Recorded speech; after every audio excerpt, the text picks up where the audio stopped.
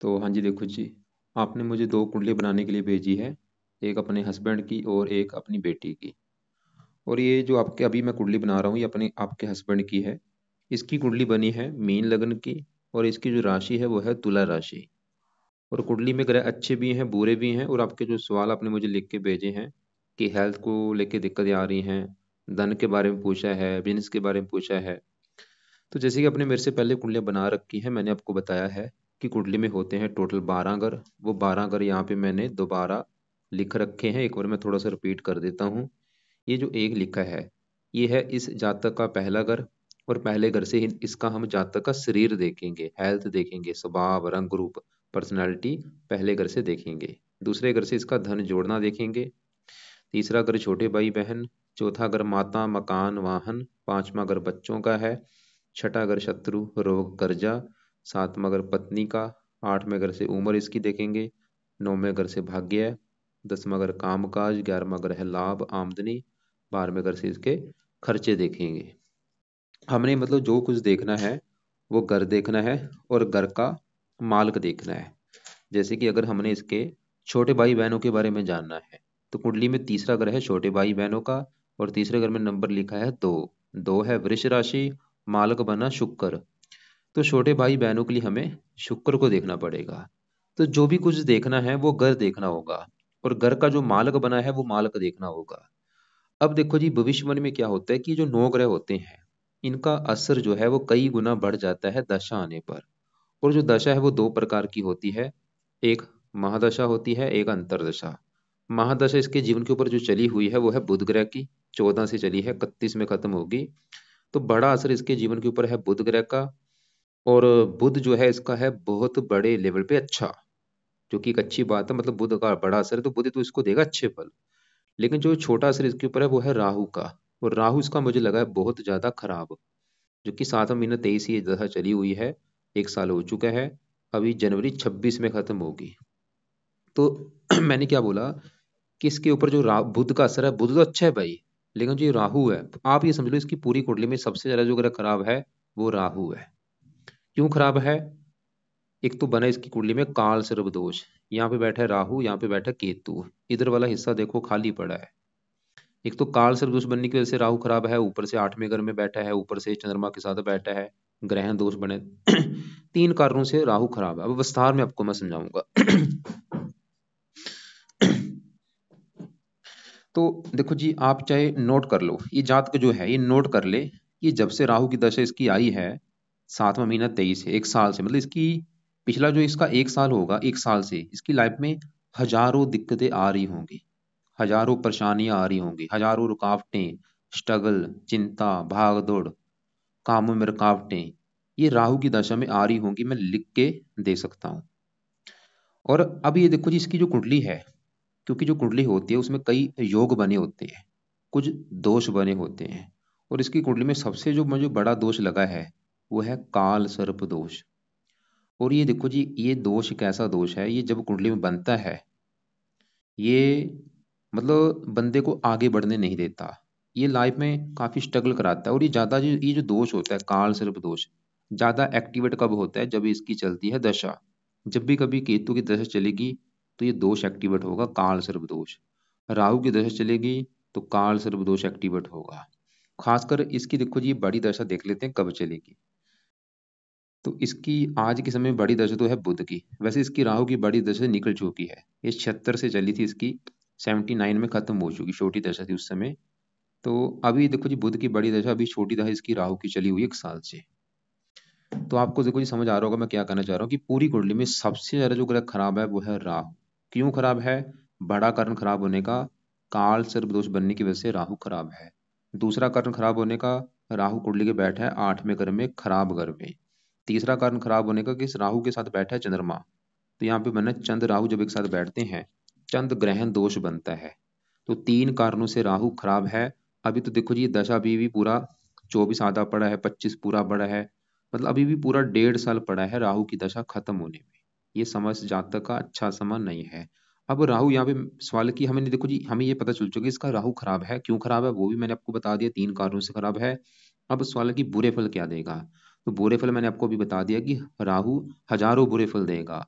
Life में मतलब सब कुछ जो जितने भी बुरे फल होते हैं, चाहे वो बीमार होना, चाहे लाइफ में काम काज में दिक्कतें आ रही हैं, चाहे स्ट्रगल बढ़ रहा है, फिर भी थोड़ा सा विस्तार में समझाता हूँ। राहु जब 8वें घर में बैठता है, 8वें घर से देखा जाता है आयु, मृत्यु, कष्ट, लंबी बीमारी, दुर्घटना, गुप्त रोग, गुप्त विद्या, ससुराल की स्थिति, गरीबी, रुकावटें, ये इन चीजों को एक्टिवेट कर देता है। और राहु 8वें घर में बैठ के सबसे जो बुरा फल ये देता है, ये हेल्थ बंदे की खराब करता है। सबसे बड़ी दिक्कत क्या आती है, हेल्थ को लेके आती है बहुत ज्यादा है। ऐसे लोगों की मतलब राहु 8वें घर में बैठ के हेल्थ खराब करता है। क्या खराब करता है, ये पेट का रोग जरूर देता है। ऐसे लोगों को पेट संबंधी मैंने देखा है दिक्कत बहुत ज्यादा आती है। या ये 8वां घर गुप्त रोग होता है, गुप्त रोग भी दे सकता है। तो ये राहु इस जातक की हेल्थ तो खराब करेगा, ये तो पक्का कन्फर्म है। इसके अलावा सामाजिक कष्ट देगा, समाज में दिक्कतें परेशानियां आती हैं, शत्रु बढ़ जाते हैं, शत्रु के द्वारा हमला भी कई बार होता है। और इसके अलावा राहु की 3 दृष्टियां हैं, 5वीं दृष्टि पड़ेगी 12वें घर के ऊपर, खर्चे बहुत ज्यादा बढ़ जाएंगे इसके। खर्च, धन का भी खर्च होगा, समय का भी फिजूल खर्च होगा। 7वीं दृष्टि पड़ेगी दूसरे घर के ऊपर, धन की हानि बहुत ज्यादा होगी, परिवार संबंधी दिक्कतें, वाणी कठोर। ये जातक खुद नोट कर ले कि भाई राहु जी की जब से ये दशा आई हो क्या रहा है मेरी लाइफ में।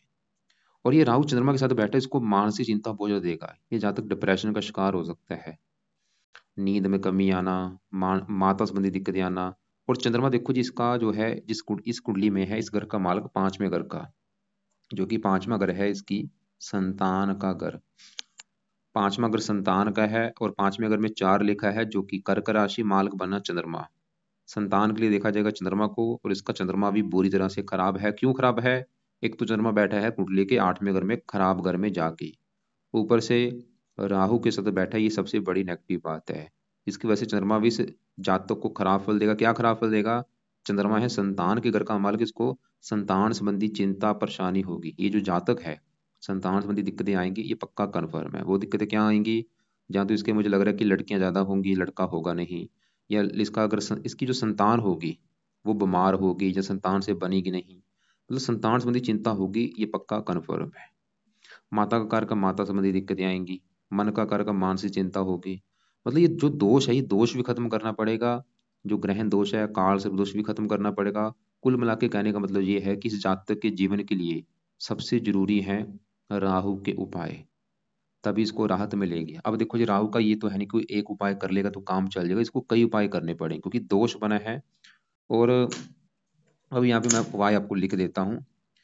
तो पहला उपाय, ये जातक रात के समय, यहाँ पे मैं एक और बात बता दूं, मैं जो अभी देखो थोड़ा बहुत ये जो फलादेश है, क्योंकि सबको पता है 25-30 मिनट की वीडियो में छोड़कर मैं चीजें बताता हूँ, बताने को यहाँ पे काफी चीजें हैं। बस आपका, मेरा मेन मकसद होता है बंदे की प्रॉब्लम का हल निकालना, उसको सही उपाय बताने, ताकि वो ये दिक्कतों से दूर निकले। तो राहु के देखो जी उपाय में से पहला उपाय, ये जातक रात के समय राहु कवच का पाठ पढ़े। और 2 मिनट का ये पाठ है रोजाना, इसको 3 से लेके 5 पाठ पढ़ने हैं। इसी पाठ को 3 बार पढ़े या 5 पाठ पढ़े रात के समय। दूसरा उपाय है राहु स्रोत का पाठ पढ़ना है, और ये भी कम से कम 3 से लेके 5 पाठ पढ़ेगा। दोनों मतलब ये मत सोचे कि ये टाइम ज्यादा लगे, छोटे से पाठ है, 2-2 मिनट के पाठ है, मतलब 10-15 मिनट का काम है, रात को ये पाठ पढ़ने हैं। और ईमानदारी से पढ़ना है, निबेड़ा मत करे, दिल से भावना से ये पाठ पढ़ने हैं, या इसको सुना करे। और तीसरा उपाय, राहु का करना है दान। जितना दान कर सकता है उतना करे, तभी ये शांत होगा, पावर जीरो होगी। क्या दान है, वो आपको मैं दान की वीडियो भेज दूंगा, वो ये जात का दान देखे। वैसे इसका दान एक तो सतनाजा होता है, 7 प्रकार के अनाज, वो तो जरूर करना है, पंछियों को डाला करिए दान। इसके अलावा इसके दान और भी हैं। इसके लिए देखो जी, एक और मैं बेस्ट उपाय बताता हूँ राहु का दान जो है। अपने घर के आसपास देखे कि इसके घर के आसपास पिंगलवाड़ा कोई है, अनाथ आश्रम है, वृद्ध आश्रम है, पागल खाना है, वहां पे अपनी कमाई का कुछ हिस्सा दान किया करे। वो जैसे कि मान लो अगर ये 50,000 कमाता है, कम से कम हर महीने 2, 3, 4, 5 हजार कमाई का हिस्सा पिंगलवाड़े में दान करे। इससे क्या होगा, ये मत सोचे कि इसकी कमाई कम होगी, कमाई कम नहीं होगी, 10 गुना बढ़ जाएगी इसकी कमाई। और बीमारी के ऊपर इसका जो धन खर्च हो रहा है वो नहीं होगा, और राहु तुरंत शांत हो जाएगा। और ये बाकी राहु के दान की वीडियो में देखना कि राहु ग्रह के दान होते क्या है, वो दान ये जातक करे। वैसे इसका जो सतनाजे का दान है वो तो जरूर करना है, मतलब सतनाजा लेके रोजाना पंछियों को डाले, चींटियों को डाले, मछलियों को डाले। तो पहले 2 पाठ हैं, वो रात को पढ़ने हैं या सुनने हैं। दान हो गया, दान की वीडियो आपको मैं भेज भी दूंगा, उसको देखे। बाकी मैंने जो बताया है, पिंगलवाड़ा अनाथ आश्रम होगा, वहां पे दान किया करे। चौथा पाई, इसको राहु को सही करने के लिए कुछ देवी देवताओं का सहारा लेना पड़ेगा। कौन से देवी देवता? सबसे पहले नंबर पे है शिव जी। ये जातक शिव जी की पूजा उपासना करनी शुरू कर दे। शिव जी की पूजा उपासना मतलब ये है, इसने देखो जी जाना सुबह के टाइम, सुबह 6-7 के बीच में या 5-6 के बीच में शिव जी के मंदिर जाना है। वहां पे बैठ के देखो जी, एक होता है शिव जी के मंदिर में जाना, शिवलिंग पर जल चढ़ा दिया, वो भी उसका भी फायदा है, इतना नहीं है। सबसे ज्यादा फायदा है वहां पे बैठ के जो शिव जी का जो मंत्र है वो जाप करना। तो वहां पे बैठ के क्या करना है इसने, ओम नमः शिवाय, ओम नमः शिवाय, कम से कम 10-15 मिनट ये जाप करना है। अगर माला है माला से कर लेगा कोई बात नहीं, माला चाहे ना करे, अलार्म लगा ले 10 मिनट का, वहां पे बैठे आंखें बंद करे, पूरी भावना से बोल के करना है, सुनाई देना चाहिए ओम नमः शिवाय। ये सुबह के टाइम जाना है और हो सके शाम को भी जाए, दोनों टाइम वहां पे शिव जी के मंदिर में ये मंत्र करके आना है। खाली ये नहीं कि जल चढ़ा के आ गया भाई, मैं फिर बोलूंगा उसका थोड़ा बहुत फायदा 100 में से 1-2%। अगर मंत्र जाप करता है 100 में से 1000 गुना फायदा होगा। मंत्र की सबसे ज्यादा महिमा है, शिवलिंग पर जल चढ़ाना वो इतना थोड़ा बहुत है, वो इतना ज्यादा बड़ी बात नहीं है। तो शिव जी का मंत्र जाके वहां पे जल भी चढ़ाए और बैठ के वहां पे शिवलिंग पर बैठ जाए सामने, या शिव जी के मंदिर में बैठ के ये मंत्र करना है। तो एक तो मैंने बोला शिव जी की पूजा उपासना करनी पड़ेगी इसको। दूसरे नंबर पे ये दुर्गा चालीसा पढ़ सकता है, और यहाँ हनुमान जी की पूजा उपासना से भी राहु अच्छा होता है। तो ये उपाय इसको करने पड़ेंगे, वैसे बेस्ट शिव जी है। अब इसके अलावा देखो जी, वैसे करनी पड़े कर भी ले, क्योंकि देखो जी जो काल सर्प दोष है इसको मैंने बोला है कि इसको ज्यादा मतलब पाठ पूजा करनी पड़ेगी। यहाँ पे ये दुर्गा चालीसा भी लिख ले, दुर्गा चालीसा का भी जब भी टाइम कभी लगे, दुर्गा चालीसा जब भी इसका चाहे घर पे पढ़ ले, या हनुमान जी यहाँ पे लिख लो कि हनुमान जी का भी पाठ पूजा करे, हनुमान जी के मंदिर है। इसका और भी फायदा है क्योंकि इसके मंगल भी इसका मुझे 8 में छठे घर में बैठा है, वो भी थोड़ा सा खराब लगा है, उसके लिए इसको हनुमान जी का सहारा लेना पड़ेगा। बाकी ये 2 पाठ इसने जरूर पढ़ने हैं, ये तो बेस्ट है, राहु कवच राहु स्रोत रात के समय। और अब देखो जी, क्योंकि यहाँ पे चंद्रमा भी पीड़ित है इसका, भाई ग्रहण दोष बना है, उसके लिए क्या करना पड़ेगा।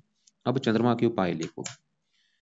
चंद्रमा का देखो जी जो पहला उपाय है ये है, चंद्रमा के जो देवता हैं वो हैं शिव जी। तो यहाँ पे चंद्रमा का पहला उपाय कौन सा है, शिव जी।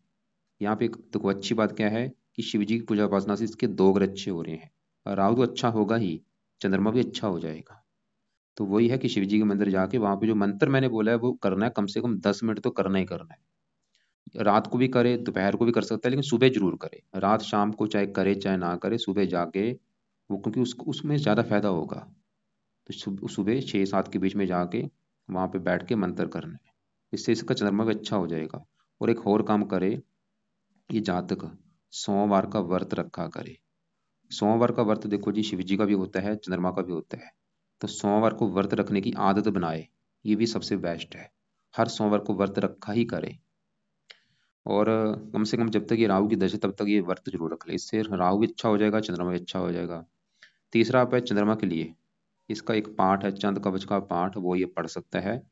और वो पाठ कहाँ पे पढ़ना है, जब शिव जी के मंदिर में ये मान लो इसने मंत्र किया ओम नमः शिवाय, उसके बाद ये पाठ को पढ़ लिया करे। ये पाठ इसको यूट्यूब पे मिल जाएगा या सुन लिया करे, यूट्यूब पे लगा ले चंद कवच का पाठ लिखे, वहां पे निकल आएगा, उस पाठ को सुन लिया करे शिव जी के मंदिर में भी बैठ के।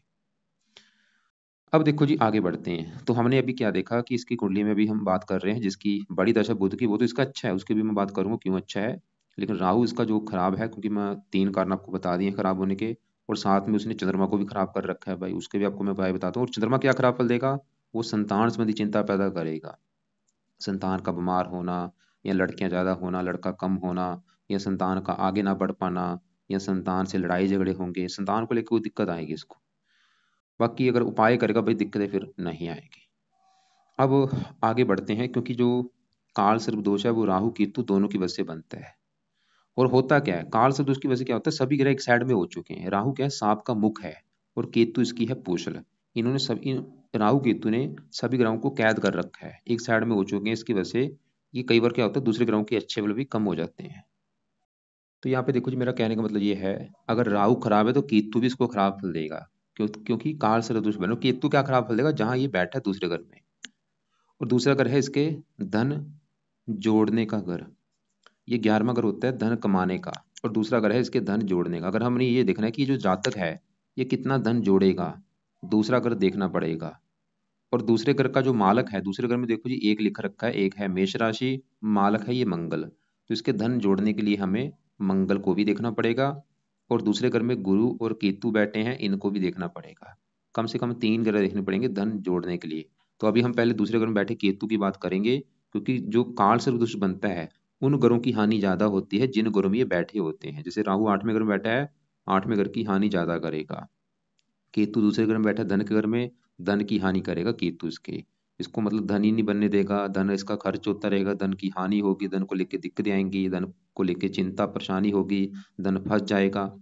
तो केतु की वजह से धन को लेके चिंता परेशानी होगी। तो केतु के लिए क्या करना है, केतु के लिए जातक कुत्तों को रोटी डाला करे हर जाना कुत्तों को चाहे रोटी डाले, बिस्कुट डाले, कुछ ना कुछ कुत्तों को जरूर डाले, ये नियम बना ले कि कुत्तों को कुछ ना कुछ डालना ही जाना।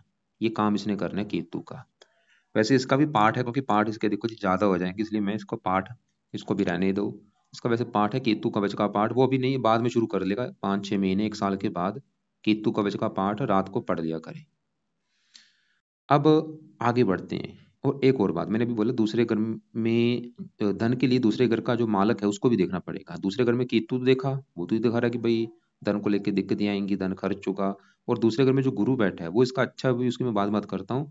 लेकिन पहले दूसरे घर में जो एक लिखा है मालक मंगल, इसका जो मंगल है सवाल की वो कैसे, तो मंगल भी इसका देखो जी खराब फल थोड़े से ज्यादा देगा, अच्छे फल भी देगा लेकिन खराब फल 100 में से 60% ये खराब फल देगा इसका मंगल। क्यों, तो मंगल को जानते हैं, मंगल इसका बैठा है कुंडली के 6ठे घर में।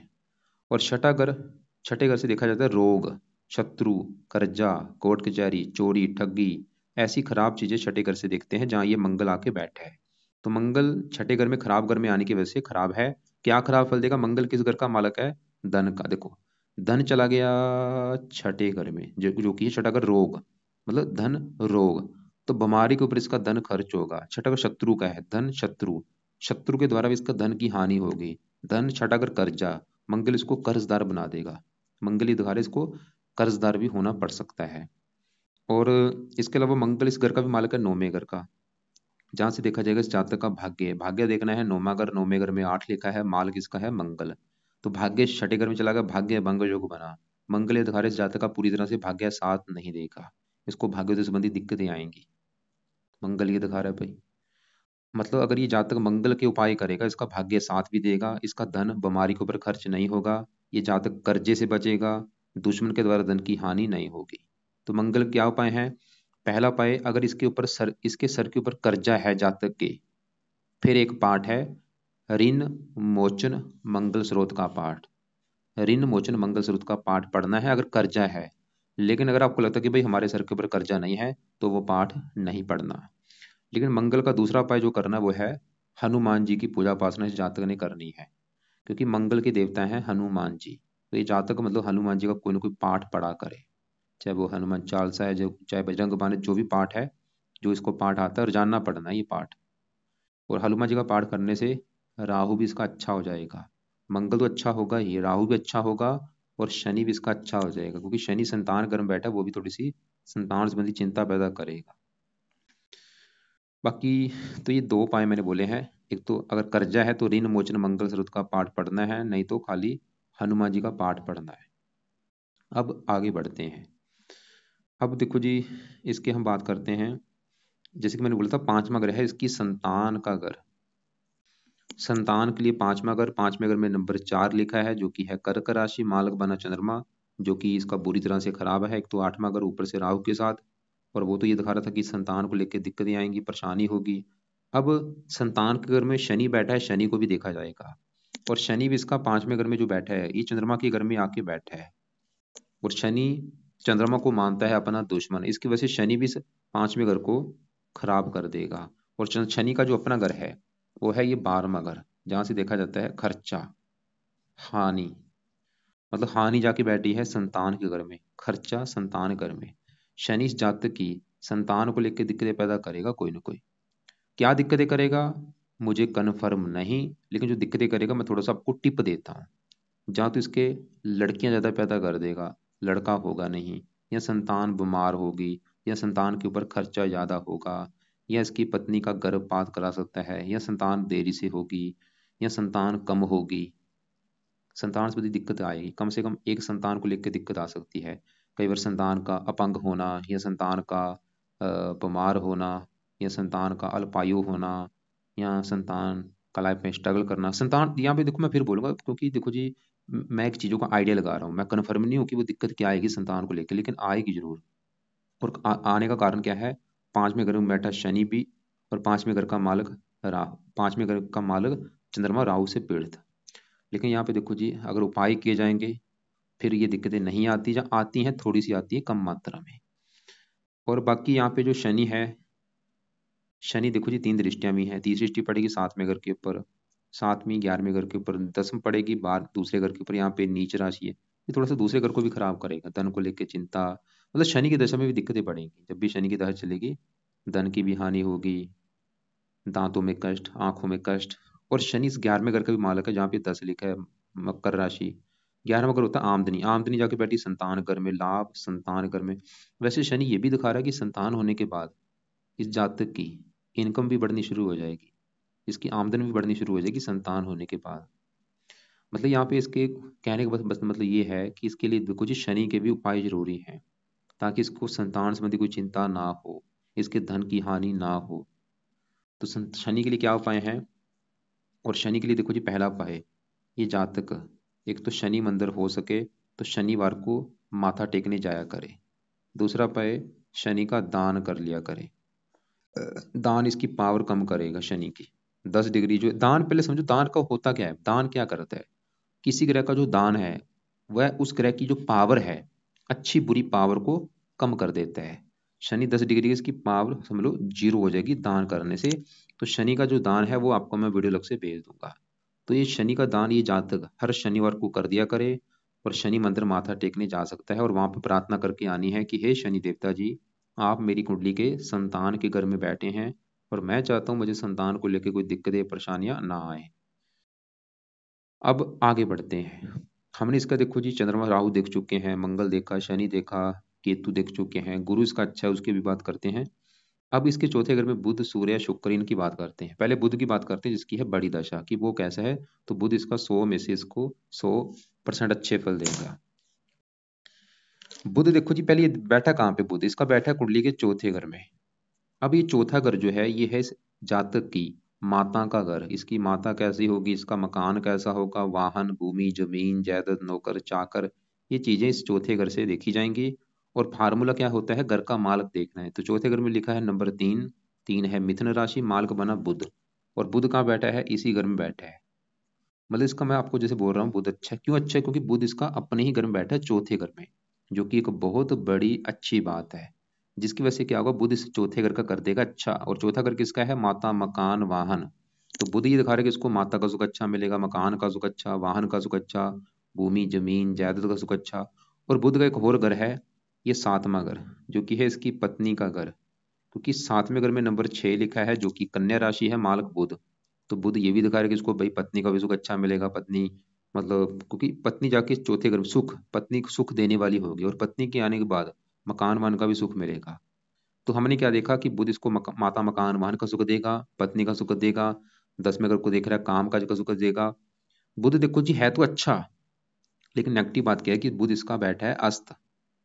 अस्त का मतलब है ये मृत होके बैठा है, मतलब जो अच्छा फल है, वो अच्छा फल थोड़ा सा कम हो चुका है।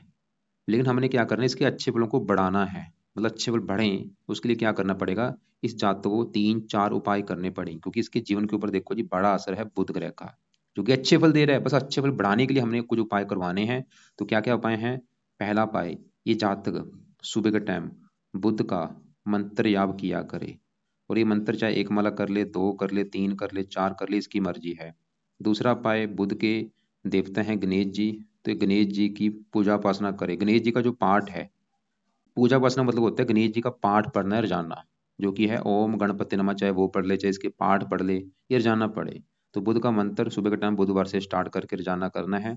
ओम बुम बुद्धाय नमः, चाहे 1 माला 2 जितनी कर सकता है। और गणेश जी का भी मंत्र किया करे, ओम गणपति नमः, ओम गणपति नमः, ये कर सकता है, ये भी 1-2 माला कर लिया करे। और तीसरा उपाय इसका, रत्न दान कर ले, पन्ना, जो कि शायद आपने बता रखा है, इसने कर रखा है, जो कि अच्छी बात है। लेकिन ये रत्न होगा इसके वजन के बराबर।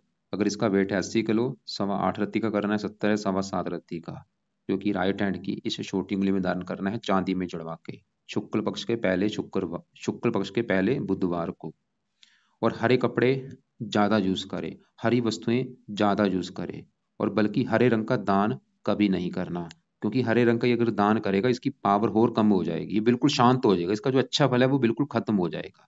जो कि आपने शायद लिख रखा था कि आप ये गाँवों को हरा चारा डालते हैं, इसने हरा चारा नहीं डालना, परिवार वाले डाल लें, अगर उनका भी बुध खराब है, ये जातक हरा चारा मत डाले, क्योंकि इसका बुध तो अच्छा है भाई। अगर चारा डालता रहेगा इसका बुध बिल्कुल कमजोर हो जाएगा, उसका मतलब अच्छा बल कम हो जाएगा। दान क्या करता है, मैंने आपको भी बोला है, पावर कम करता है।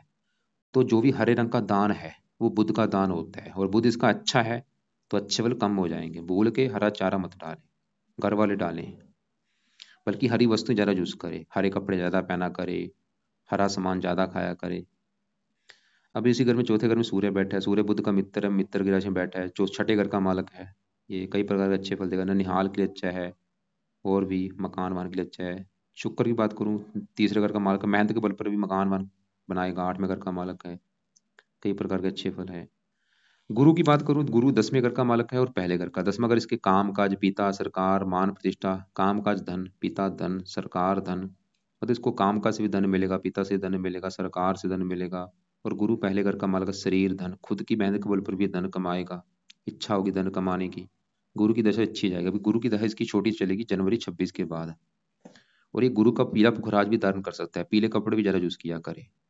और राहु का रंग है नीला, नीले कपड़े पहनने बंद कर दे, वाइट कपड़े भी पहनने बंद कर दे, खासकर नीले कपड़े भी तो कम यूज करे बिल्कुल। पीले जरा यूज कर सकता है कपड़े, हरे जरा यूज कर सकता है, और काले कपड़े भी कम यूज किया करे। और पीला पुखराज भी ये धारण कर सकता है। या मैं फिर बोलूंगा, देखो जी बताने को काफी चीजें, लेकिन आप बस ये समझ लो इसकी कुंडली में बुध अच्छा है, सूर्य अच्छा है, शुक्र अच्छा है, गुरु अच्छा है, शनि रले मिले फल देगा, संतान संबंधी ये दिक्कतें पैदा करेगा शनि। मंगल की वजह से धन की हानि होगी, भाग्य की हानि होगी, चंद्रमा की वजह से संतान की हानि होगी, और राहु हजारों बुरे फल देगा जिसकी दशा चली हुई है। तो इसके लिए जो उपाय है एक बार मैं रिपीट कर देता हूँ। कुछ उपाय हैं रात के समय, कुछ हैं सुबह के टाइम।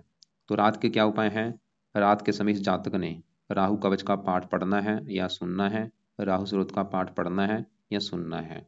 और सुबह के टाइम, सुबह जब उठे नहा धो के शिव जी के मंदिर जाए, वहां पे बैठ के शिव जी का मंत्र जाप करना है 10 15 20 मिनट बैठ के, ओम नमः शिवाय या माला से करे।